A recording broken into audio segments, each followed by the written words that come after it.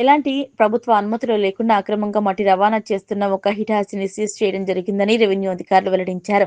మెదక్ జిల్లా మాసైపేట మండలం బొమ్మారం హల్దీవాగు శివారు నుంచి అక్రమంగా గత వారం రోజులుగా హిటాచి సహాయంతో 3 టిప్పర్ల ద్వారా మట్టిని తరలిస్తున్నారని గ్రామస్తులు, గ్రామ మాజీ ఉప సర్పంచ్ శంకర్ సమాచారం మేరకు వీటిని పట్టుకుని పోలీసులకు సమాచారం ఇవ్వడం జరిగిందన్నారు.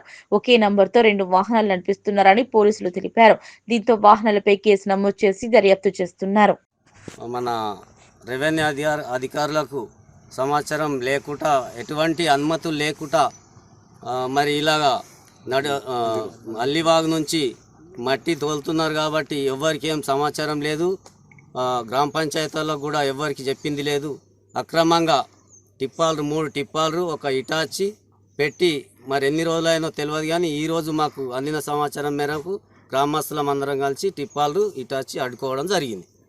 నా జేసీ పాలే తెస్తా, నాకు సంబంధం లేదని నా పైన దాడికి పాల్పడడం జరిగింది. మేము రెవెన్యూ అధికారులకు ఫిర్యాదు చేయడం జరిగింది. పోలీసు వాళ్ళకు కూడా ఇన్ఫర్మేషన్ ఇవ్వడం జరిగింది. రైట్.